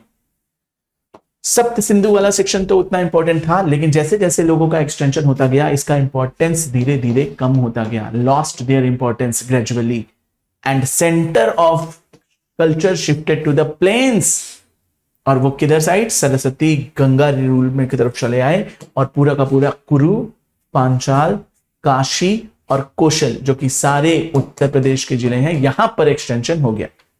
शुरुआती दौर में जब इन्होंने अटैक किया तो ये पंजाब और पाकिस्तान के सेक्शन में डेवलप हुए, यहीं पर 7 नदियां बहती थी। धीरे धीरे इनका एक्सपेंशन यूपी की तरफ हुआ। पहली बार शतपथ ब्राह्मण में 2 नाम आए, एक आया कौशल, ठीक है, और दूसरा आया विदेह। आगे चलकर क्योंकि अब इधर से इधर शिफ्ट हो रहे हैं तो इधर की इंपॉर्टेंस कम होती जा रही है, इधर की इंपॉर्टेंस बढ़ती जा रही है, क्योंकि अब पवित्र नदी सिंधु या सरस्वती नहीं रह गई, अब लोगों को गंगा दिखाई दी, और गंगा अब यहीं से आगे चलकर सबसे ज्यादा इंपॉर्टेंस क्रिएट करती है, और सरस्वती नदी जो कि विलुप्त हो जाती है, इसकी फेमसिटी भी क्या हो जाती है, कम होने लगती, और धीरे धीरे लोग गंगा के दोआब में, यमुना के दोआब में विकसित होते हैं, और यहां पर कुछ जातियां पनपती हैं। कुरु, कौरव, जो पांडव वाले कौरव हैं ये वही हैं। पांचाल नरेश जहां की अपनी द्रौपदी थी। काशी जो कि क्या है अपना बनारस वाराणसी मोदी जी की कॉन्स्टिट्यूएंसी, और कौशल अपना अवध वाला सेक्शन जहां पर राम मंदिर का निर्माण हुआ। तो अगर हम बात करें कि ये सारे क्लैंस उत्तर प्रदेश में बनने शुरू हुए, और कुरु के नाम से ही कौरव बने। कुरुक्षेत्र का वॉर उत्तर प्रदेश के वेस्टर्न वाले इलाके में भी आपको देखने को मिल जाएगा। तो इस तरह से उत्तर प्रदेश महाभारत के दौर में, रामायण के दौर में, हर तरीके से आप देखेंगे वैदिक कल्चर के दौर में भी एक इंपॉर्टेंस क्रिएट करता चलता है। आइए हम आगे बढ़ते हैं और देखते हैं कि हमें क्या मिलता है। आगे बढ़ते हैं। हमने देखा कि उत्तर प्रदेश में उन 4-5 क्लान्स ने मिलकर और एक्सपेंशन किया। वैवाहिक नीति, मैत्री, एली प्रोसेस बोलते हैं, जब हम दोस्त बनाते हैं, जब हम विवाह करते हैं, या फिर हम कभी कभी इन्वेड करते हैं, किसी भी तरीके से हमने अपना एक्सपेंशन करना शुरू किया, और एक्सटेंड होते होते कहां तक आए, प्रयाग तक आए, मतलब सेंट्रल उत्तर प्रदेश तक आ गए, और धीरे धीरे आगे बढ़ते गए। तो सेंट्रल मतलब होता है मध्य, तो उत्तर प्रदेश को अब रिकॉग्नाइज किया गया किसके जैसे, मध्य देश के। कैसे हुआ, जैसे जैसे हम इंडिया से, पाकिस्तान से, पंजाब से ईस्ट की तरफ आते गए, उत्तर प्रदेश के यहां तक सेक्शन में आए, तो कुरु, पंचाल और विदर्भ, मगध, ये वाला पोर्शन, और आगे बढ़े तो बिल्कुल सेंटर में, हब में, यहां पर इस पोर्शन का नाम ही पड़ गया पूरा का पूरा मध्य देश, क्योंकि ये भारत के भी बिल्कुल मध्य में है और उत्तर प्रदेश के भी बिल्कुल मध्य में आता है, इसलिए इसका नाम पड़ गया मध्य देश, ना कि मध्य प्रदेश।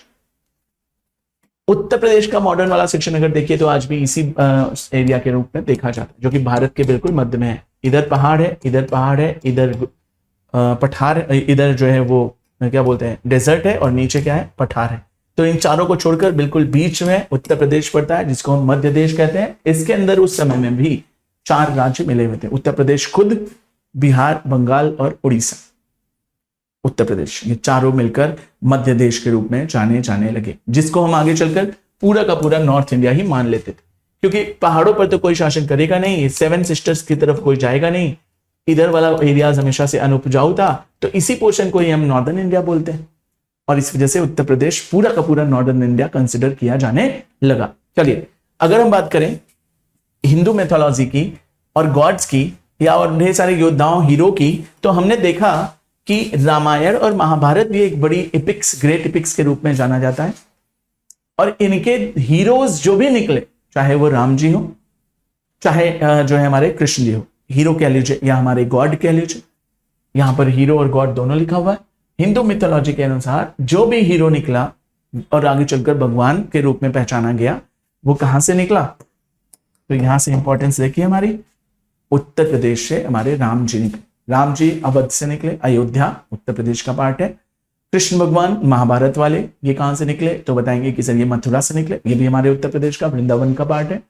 आगे चलकर हस्तिनापुर को जो है क्या करते हैं, राजधानी बनाते हैं, द्वारिका में रहते हैं, ये भी अपना वेस्टर्न यूपी वाला पोर्शन कवर अप करते हैं। तो उत्तर प्रदेश में ग्रेट एपिक के 2 मेन हीरो निकलकर सामने आते हैं, ठीक है। तो ऑब्वियसली समझ आता होगा कि इसकी इंपॉर्टेंस कितनी है। चलिए आइए और देखते हैं कि किस तरीके से उत्तर प्रदेश हमारे लिए इंपॉर्टेंट है।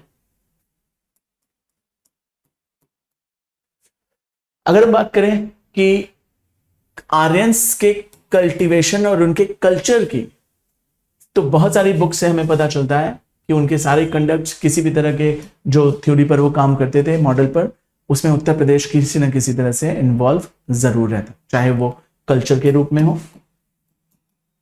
चाहे वो सिविलाइजेशन के रूप में हो, चाहे वो रिलीजन के रूप में फैला, चाहे वो कल्टीवेशन के रूप में या एग्रीकल्चर के रूप में फैला, चाहे वो ट्रेड के रूप में या इंडस्ट्री के रूप में फैला। अभी हमने देखा वर्कशॉप के रूप में, या फिर ये किसी तरह के वॉर और वेपन से भी रिलेटेड हो, हर जगह पर उत्तर प्रदेश आपको देखने को मिलेगा। The rulers of these states specially king, क्या नाम था इनका, प्रवहन जयवाली, जो कि पंचाल के नरेश थे, इनको जयवाली से याद रखिए, ये इमॉर्टल हो गए। क्यों, ऐसा क्या हुआ? इमॉर्टल हो जाने का मतलब कि क्या ये कभी नहीं मरे? तो बताएंगे उत्तर प्रदेश के इतिहास में इनका नाम सुनहरे अक्षरों से लिख दिया गया, और इतिहास में आज भी उत्तर प्रदेश के लोग और बाकी विश्व में, पूरे भारत में लोग इनको जानते हैं। और इसी वजह से उत्तर प्रदेश का एक नाम इनके नोबेल डीड्स की वजह से क्या हुआ, फेमस हो गया। ये पहले आदमी उत्तर प्रदेश के इंडिविजुअल, इनका नाम इसलिए इंपॉर्टेंट हो जाता है कि अभी तक उत्तर प्रदेश एक जिले, राज्य और उसके साइट्स के लिए जाना जा रहा था, वहां पर पाई जाने वाली चीजों के लिए जाना जा रहा था, किसी एक पर्टिकुलर इंडिविजुअल की एक्टिविटी के लिए नहीं जाना जा रहा था। अब आगे चलकर उत्तर प्रदेश का पहला ऐसा आदमी मिला जिसके डीड्स ने उत्तर प्रदेश को हाईलाइट किया, और इनका नाम और उत्तर प्रदेश के नाम के साथ जुड़ गया और इमॉर्टल बन गया। लोग आज भी जानते हैं इन्हें कौन। अब आपका होमवर्क है, पता कीजिए कि इन्होंने ऐसा क्या काम किया कि इनको मैंने उत्तर प्रदेश का सबसे पहला हीरो बताया। वैसे तो सबसे पहले हीरो कृष्ण भगवान और राम जी भी थे, लेकिन वो ह्यूमन का अवतार लिए हुए भगवान थे, लेकिन ये भगवान नहीं थे, ये ह्यूमन का अवतार लिए हुए ह्यूमन ही थे, बट इनके अच्छे कर्मों से उत्तर प्रदेश काफी फेमस। ये आपका होमवर्क होगा, आपको पता करना है कि इस राजा ने, ठीक है, कौन कौन से वो डीड्स किए कि इनका नाम काफी फेमस है। और उत्तर प्रदेश में हम इनका नाम ले रहे हैं तो जरूर कुछ खास किया होगा। ये था हल्का टच, जिसमें हम लोगों ने देखा कि वैदिक और लेटर वैदिक कल्चर दोनों को मिलाकर उत्तर प्रदेश की क्या उपलब्धियां थी। अब आइए इन दोनों को क्लासिफाई करके भी देख लेते हैं। हम देखते हैं कि अर्ली वैदिक कल्चर में कौन कौन सी ऐसी जगह हैं जो उत्तर प्रदेश के लिए काफी फेमस हुई, और फिर हम देखेंगे कि वैदिक लिटरेचर उत्तर प्रदेश से कैसे कनेक्टेड है, और साथ ही साथ लेटर वैदिक कल्चर उत्तर प्रदेश से कैसे रिलेटेड। ठीक है, आइए चलिए शुरू करते हैं।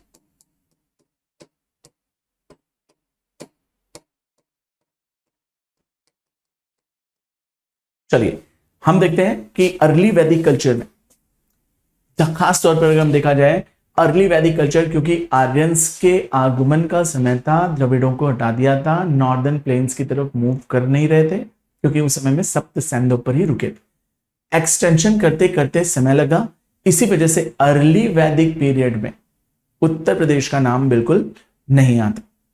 ठीक है, हाँ, बट आगे चलकर जो ग्रेट एपिक्स लिखे गए उसमें उत्तर प्रदेश का जरूर नाम आता। लेकिन वैदिक कल्चर में वेदों के दौर के समय उत्तर प्रदेश का नाम आपको कम देखने को मिलेगा। कुछ साइट्स अगर देखने को मिल गई, शतपथ ब्राह्मण में मिला जो कि वेदों के बाद का सेक्शन था, ठीक है, पुराणों में मिल जाएगा, उपनिषदों में, आरण्यकों में, स्मृतियों में या संहिताओं में, या ऐसी और भी तरह की चीजों में उत्तर प्रदेश का नाम आएगा। लेकिन अर्ली वैदिक कल्चर में, वेदों में उत्तर प्रदेश के बारे में कोई बातें मेंशन नहीं है। एक नंबर का question. There is hardly any mention of the areas comprising present UP in Vedic hymn.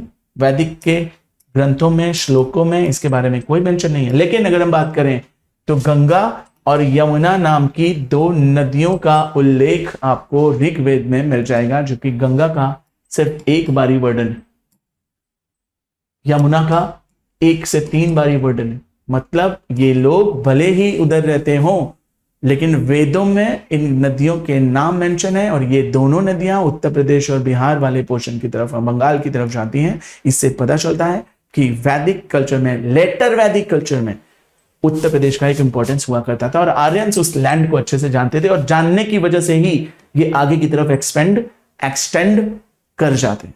इनका इंक्रोचमेंट उधर की तरफ होता है।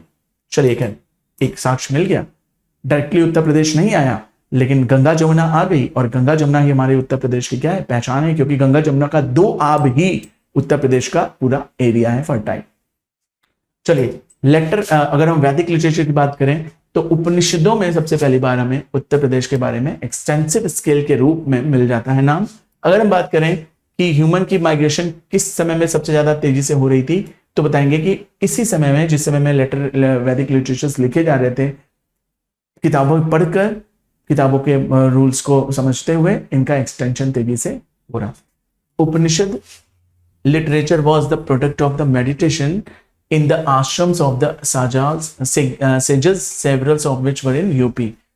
अब देखा गया कि भैया उपनिषदों में उत्तर प्रदेश के नाम आने लगे, तो ऐसा क्यों हुआ? तो पता चला कि उन नदियों के किनारे अगल बगल एरियाज में जंगल पनप रहे थे, क्योंकि नदियों का दोआब वाला सेक्शन है या बहुत ज्यादा उपजाऊ है, तो वहां पर जंगल ऑटोमेटिक बनेंगे।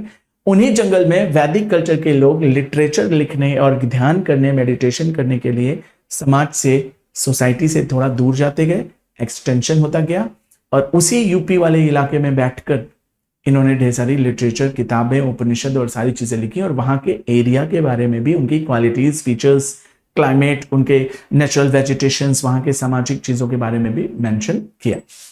ठीक है, तो उपनिषदों में हमें मिल गया कि बहुत सारे सेजेस, मॉन्क्स, तरह तरह के लोग यहाँ जंगलों में, आश्रमों में जाते, अपना आश्रम बनाते उत्तर प्रदेश में, और उत्तर प्रदेश की चीजों के बारे में मेंशन करना शुरू करते, और यहीं से सबसे पहली बार हमें उत्तर प्रदेश में एंट्री देखने को मिल जाती है। आइए चलिए देखते हैं डायरेक्ट उत्तर प्रदेश के बारे में। उत्तर प्रदेश शब्द नहीं रहेगा, लेकिन उनके कल्चर, सिविलाइजेशन, नदियां, उपज के बारे इसको पढ़ते हुए पता चल जाता है कि उपनिषदों में उत्तर प्रदेश के बारे में मेंशन।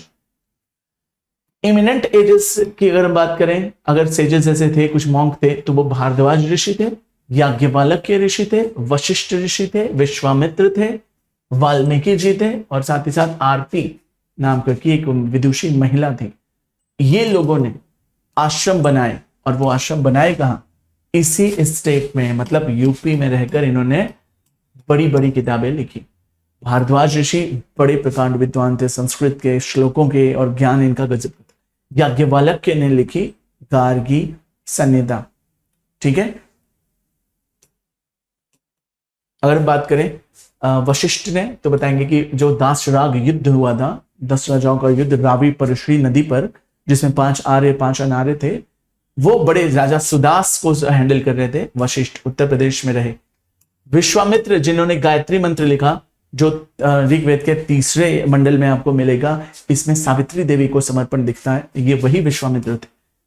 वाल्मीकि जिन्होंने रामायण लिखी, ये वही वाल्मीकि थे, और इन लोगों ने उत्तर प्रदेश के ही क्षेत्र में रहकर आश्रम बनाकर वहां पर बड़े बड़े लिटरेचर्स लिखे, जो आज फेमस हुए। तो ये बहुत फेमस जगह हुई, बहुत पवित्र जगह दिखी हमें ये दिखाई दिया स्टोन एज के समय से, तो इससे पता चला कि यहाँ पर इवोल्यूशन हुआ। हमें ये दिखी इंडस वैली सिविलाइजेशन के समय में, तो हमें यहाँ पर दिखा कि शहर बना, ट्रेड आया, डेवलपमेंट हुई। फिर हमें ये दिखाई देता है वैदिक कल्चर से, इससे पता चलता है रिलीजियस कल्चर, सिविलाइजेशन और भी धर्म की चीजें भी हमें यहाँ देखने को मिली। आगे चलकर अभी हम इसमें 16 महाजनपद का भी यूज देखेंगे, जो कि पॉलिटिकल सेक्शन को भी टच कर रहा। क्या क्या बताया मैंने? इवोल्यूशन, कॉपी पेन लेकर बैठा करिए, लिख लिया करिए। इंडस वैली सिविलाइजेशन, इसमें क्या बताया मैंने? अर्बनाइजेशन और ट्रेड। वैदिक कल्चर में हमें रिलीजन, कल्चर और सिविलाइजेशन। और 16 महाजनपद में अगर हम जाएंगे, तब हमें मिलेगा पॉलिटिकल और एडमिनिस्ट्रेटिव। मतलब उत्तर प्रदेश अलग अलग रंगों में हर दौर में आपको देखने को मिलेगा, और मैं ऐसे शॉर्ट में आपको लिखकर समझाता भी रहूंगा। आइए चलिए देखते हैं, जो उत्तर प्रदेश में जो उपनिषद लिखे गए या ढेर सारे आरण्यक लिखे गए, ये सारे ज्यादातर उत्तर प्रदेश के आश्रमों में बैठकर ही लिखे गए। उपनिषद का मतलब होता है गुरु के समीप बैठकर ज्ञान प्राप्त करना, और जितने भी आश्रम थे गुरुकुल जैसे, वो ज्यादातर उत्तर प्रदेश के प्लेन इलाके में थे, जहां पर बाढ़ नहीं आती, जहां पर अच्छे क्लाइमेट हो, जहां पर हर तरह की सब्जी, फल, फ्रूट मिल जाए, जहां पर राजा दूर अपने बच्चों को पढ़ने भेज सके। तो वो उत्तर प्रदेश एक गुरुकुल का हब रहा। आरण्यक का मतलब होता है जंगल। जैसा कि आप जानते हो, गंगा जमुना का दुआब और ऐसे सारी नदियों के ट्रिब्यूटरीज के कारण ये पोर्शन पूरा फर्टाइल था। ढेर सारे प्राकृतिक रूप से, वाइल्ड रूप से जंगल उग गए, जिसमें ऋषि मुनि मिस्ट्री की खोज में, रहस्य की खोज में निकलते और आरण्यक लिखना शुरू करते। क्योंकि आरण्यक जंगल में लिखे गए, इसलिए इसका नाम ही क्या पड़ गया? आरण्यक। आरण्यक का मतलब होता है जंगल। और ये फिलॉसफी, मिस्ट्री, स्पिरिचुअलिटी, एनलाइटमेंट और तरह तरह की बातों का इसमें आरण्यक में मेंशन है। इस तरह की सोच के लिए एक अच्छा माहौल चाहिए होता है, वो माहौल उत्तर प्रदेश में आपको मिल जाता है। यहाँ अच्छी लेक्स हैं, रिवर्स हैं, माउंटेन फॉल्स हैं, लैंड नेचर अच्छा है, ठीक है। यहाँ पर फ्लोरा फौना अच्छे हैं, यहाँ पर बहुत ज्यादा वाइल्ड एनिमल्स नहीं है, तो यहाँ रहना सबसे सेफ जोन में रहना और अपने दिमाग का सही उपयोग करने वाला गेम यहाँ पर दिखाई दे। लेटर वैदिक कल्चर में जैसा मैंने आपको बताया कि आगे चलकर लेटर वैदिक कल्चर में भारत सिंधु सेक्शन को छोड़कर आर्य लोग भारत से एक्सटेंड होकर किधर साइड आना लगे, तो बताएंगे कि मध्य देश में आने लगे, और यही देश और डेवलप होते होते उत्तर प्रदेश के नाम से जाने लगा। ठीक है, अगर हम बात करें उत्तर प्रदेश की रीजन की, तो यहां पर खास तौर पे होली प्लेसेस के रूप में, फोरमोस्ट सेंटर ऑफ वैदिक कल्चर के रूप में, और यहां पर खास तौर पे नॉलेज पाने के लिए लोग आते हैं। आज भी आप देखेंगे उत्तर प्रदेश में जौनपुर को पूर्व का शिराज कहा जाता है। बीएचयू बनारस हिंदू यूनिवर्सिटी, जो कि बनारस में पढ़ने के लिए बाहर से लोग आते हैं, विदेश से लोग आते हैं कल्चर पढ़ने के लिए, म्यूजिक पढ़ने के लिए, आर्ट एंड क्राफ्ट पढ़ने के लिए, लैंग्वेज लिंग्विस्टिक पढ़ने के लिए, साइंस एंड टेक पढ़ने के लिए। आपने सुना होगा संपूर्णानंद विश्वविद्यालय संस्कृत में, यहां पर पढ़ने के लिए लोग आते हैं बनारस। आपने सुना होगा पाणिनि कन्या महाविद्यालय, संस्कृत में अगर लड़कियां पढ़ाई करना चाहती हैं तो बनारस के पाणिनि कन्या में आकर एक गुरुकुल की स्टाइल में रहकर पढ़ाई करती हैं, जो कि आपको आज से कई हजार साल पहले मिलता था। यूपी में आज भी आपको बिल्कुल उसी रूप में मिल जाएगा। चलिए, अगर हम बात करें कुछ ऐसी जातियां थी जो उत्तर प्रदेश में पनपी, तो मैंने बताया था कुरु कौरव वाले, पांचाल द्रौपदी वाले, काशी अपना जो है बनारस वाला, और कौशल ये खास तौर पे लेटर वैदिक कल्चर के लिटरेचर में भी मिले, वैदिक कल्चर के दौर में से सिंक्रोनाइज्ड होते हुए डेवलप भी करते रहे। अगर हम बात करें कि वैदिक कल्चर में खास तौर पे कौन मिले, तो चार नाम तो आए, कुरु, पांचाल, काशी और अवध। ठीक है, बट उसमें सबसे इंपॉर्टेंट कौन थे? कुरु और पांचाल। द बेस्ट रिप्रेजेंटेटिव्स माने जाते हैं वैदिक कल्चर के ये लोग। अगर हम बात करें कि यहाँ पर क्या भाषा कौन सी चलती थी उत्तर प्रदेश में, तो बताएंगे कि ये लोग बड़ी अच्छी प्रोनाउंसिएशन करते थे संस्कृत की, इसीलिए यहाँ पर गुरुकुल भी ज्यादा मिले, यहाँ की कल्चर भी ज्यादा डेवलप हुई और उत्तर प्रदेश का नाम भी हुआ। अगर हम बात करें school of conduct and institutes, मतलब क्या, आचरण को संबंधित अगर किसी भी तरह का नैतिक शिक्षा, जिसको हम मोरल साइंस या एथिक्स कहते हैं, हॉस्पिटैलिटी कहते हैं, उत्तर प्रदेश के लोगों में ऐसे आपको ध्यान से देखें, केस स्टडी करें, चाहे मॉडर्न हिस्ट्री की भी, मॉडर्न जमाने के उत्तर प्रदेश की भी, तो आपको यहाँ के conducts of schools and institutions आपको बहुत ज्यादा देखने को मिल जाएंगे। जैसे बिहार अपने उत्तर का, सेंट्रल का, मध्य देश का पार्ट है। बिहार में नालंदा यूनिवर्सिटी है, विक्रमशिला यूनिवर्सिटी आपने सुना होगा, तक्षशिला सुना होगा। तक्षशिला तो खैर गांधार वाले पोर्शन पे पड़ता है, बट ऐसी और भी बड़ी बड़ी यूनिवर्सिटीज यहाँ पर उस समय से चलती है, केवल एजुकेशन और कल्चर के हब के, मतलब नॉलेज, ठीक है, नॉलेज के लिए, और साथ ही साथ कंडक्ट मतलब आचरण, मतलब व्यवहार, एथिक्स के लिए यहाँ पर उत्तर प्रदेश फेमस हुआ। अगर हम बात करें कि यहाँ पर कोई बड़े किंग्स आए, तो बताएंगे कि यहाँ बहुत सारे किंग्स जो हैं इनसे इन्फ्लुएंस्ड होते हैं। जो यहाँ के उत्तर प्रदेश के किंग्स थे, इनकी जिंदगी मिसाल के रूप में बाकी लोगों के लिए एक सीख होती। आइए चलिए हम देखते हैं कि ब्राह्मण लोगों का क्या हो रहा है, तो बताएंगे यहाँ पर ब्राह्मण लोगों का बहुत हाई स्टीम रहा है। जितने स्कॉलर्स और जितने तरह के बुद्धिमान लोग निकले, उत्तर प्रदेश से निकलते। उपनिषदों में उत्तर प्रदेश के बारे में कुछ खास लिखा हुआ है, तो हाँ, उपनिषद में पांचाल परिषद के बारे में बहुत क्लियरली मेंशन है, जो कि उत्तर प्रदेश का पूरा एरिया कवर अप करता है। स्कॉलर्स की बात करें तो कुरु पांचाल जो है बड़े वो बुद्धिमान होते थे, और खास तौर पे उत्तर प्रदेश के जंगलों में अश्वमेध यज्ञ करवाए जाते थे। यज्ञ राजसूय भी होते थे, वाजपेयी भी होते थे, अग्निष्टोम भी होते थे, और साथ ही साथ सबसे इंपॉर्टेंट यज्ञ जो माना जाता था वो होता था अश्वमेध यज्ञ। उत्तर प्रदेश के जंगलों में, उनके राज्यों में घोड़े छोड़ देते थे, घोड़े को जहां जहां जाने देते थे वो एरिया उनका हो जाता। तो वहां एक बंदा आया कुरु पांचाल के समय में, विदेह का किंग, ठीक है, जिसने अश्वमेध यज्ञ करवाई। उत्तर प्रदेश में अश्वमेध यज्ञ कराना एक बहुत बड़ा टास्क था, क्योंकि वहां पर बहुत सारे जो है क्लान्स थे, बहुत सारे ट्राइब्स थे, बहुत सारे जनपद थे, जो आपस में एक दूसरे से शक्ति परीक्षण कर रहे थे। बट विदेह ने उस समय में सबसे पहली बार क्या किया? अश्वमेध यज्ञ उत्तर प्रदेश में कराया। चलिए, पांचाल किंग की बात करें, जैसा कि अभी मैंने नाम लिया था, जयवाली, कहा था मैंने होमवर्क में कि इनके बारे में जरूर पढ़िएगा। ये बहुत अच्छे थिंकर थे उत्तर प्रदेश से। इन्होंने ब्राह्मण स्कॉलर्स के रूप में क्या किया, काफी जो है ब्राह्मण्स लोगों ने इनको क्या किया, अप्रिशिएट किया। जैसे शिलिक, दलभ, ठीक है, श्वेकेतु, और साथ ही साथ एक फादर थे उनके क्या, उद्दलक अरुणी। इन्होंने इसको अप्रिशिएट किया, इनके कामों को अप्रिशिएट किया। मैं फिर से कह रहा हूं कि इनके काम कैसे थे, तो हल्का हिंट कर देता हूं मैं, ये थिंक टैंक के रूप में काम करते थे। भले फिजिकल काम उतना नहीं किया, लेकिन सोच के माध्यम से लोगों में क्रांति लेकर आए। इसी वजह से बड़े बड़े जो ब्राह्मण हुआ करते थे, इनको अप्रिशिएट किया करते थे। ठीक है, चलिए अब हम बात करेंगे किसकी, अजात शत्रु की। आप सभी जानते हो हर्यंक डायनेस्टी सबसे पहली डायनेस्टी मानी जाती, 16 महाजनपद के उदय के समय में, जिस समय बुद्ध धर्म जैन धर्म भी डेवलप हो चुका था उत्तर प्रदेश में।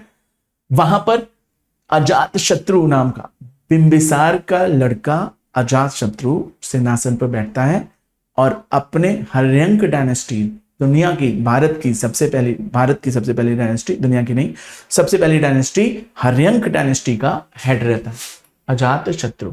ठीक है,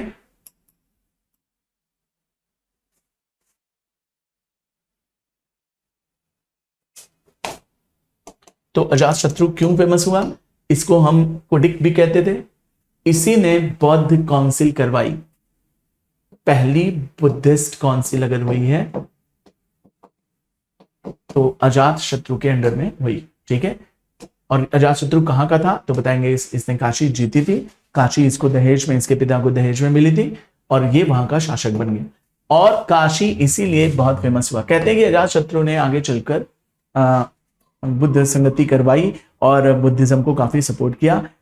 उत्तर प्रदेश में रहकर पहली बार अब आपको केवल हिंदू धर्म ही नहीं, बुद्ध धर्म का भी आगमन दिख जाता है। और यहां पर पहली बार हम इस चीज को देखते हैं जिसको हम सेक्युलर शब्द यूज करते हैं, यहां पर आपको देखने को, मतलब टॉलरेंस ऑफ द किंग आपको यहां पर देखने को मिलेगा। हिंदू होते हुए बंदे ने काशी में बुद्धिस्ट काउंसिल करवाई और क्या किया, लोगों को अन्य धर्म के लिए प्रेरित किया। उत्तर प्रदेश में यह घटना घटी। ठीक है, याद रखेंगे। बहुत से ऐसे ब्राह्मण स्कॉलर्स हैं जैसे दृप्ति, वल्हाकी और क्या गार्गिया, ये इसको अप्रिशिएट करते हैं, ये इसके इस एक्टिविटीज के लिए इसको क्या करते हैं, काफी तारीफ करते हैं। तो अजात शत्रु भी कहां का था वो पता चला, तो हमारे उत्तर प्रदेश का हुआ करता था। मगध साम्राज्य का सबसे बड़ा राजा अजात शत्रु। चलिए, बुद्ध धर्म और जैन धर्म की बात आई तो मैं हल्का सा और बता दूं, हमारे बुद्ध जी जो थे लुम्बिनी में, भले ही नेपाल उत्तर प्रदेश के बॉर्डर के पास जन्मे थे, लेकिन इन्होंने अपने सबसे पहला उपदेश उत्तर प्रदेश के सारनाथ में दिया। ठीक है, और कहते हैं पावापुरी में ही, कुशीनगर है एक जगह उत्तर प्रदेश के, बड़े उत्तर प्रदेश मध्य देश के कुशीनगर में जाकर, कुशीनारा में जाकर वहां पर उन्होंने प्राण त्याग दिया। और जितने सारे स्तूप इनके आपके देखने को मिलेंगे, धमेक स्तूप, चौखंडी स्तूप, वो आपको उत्तर प्रदेश के सारनाथ के आसपास देखने को मिल जाएंगे। तो बुद्धिज्म का भी हमारे यहाँ उपयोग दिखा। अब एक और चीज दिखी हमें कि 16 महाजनपद में केवल पॉलिटिकल एडमिनिस्ट्रेटिव टच ही नहीं था, क्या था, इसका नए रिलीजन्स के आगमन के लिए भी उत्तर प्रदेश बाहें खोलकर नए धर्मों को स्वीकार करता है। और इस तरीके से हम बात करेंगे आगे की क्लासेस में। आज की क्लास हम यहीं रोकेंगे, काफी चीजें हम लोगों ने पढ़ी। आगे की क्लासेस में हम देखेंगे कि ग्रेट एपिक्स, मतलब कि जैसा कि अभी हमने नाम पढ़ा, महाभारत और रामायण का भी क्या वर्चस्व रहा है उत्तर प्रदेश में।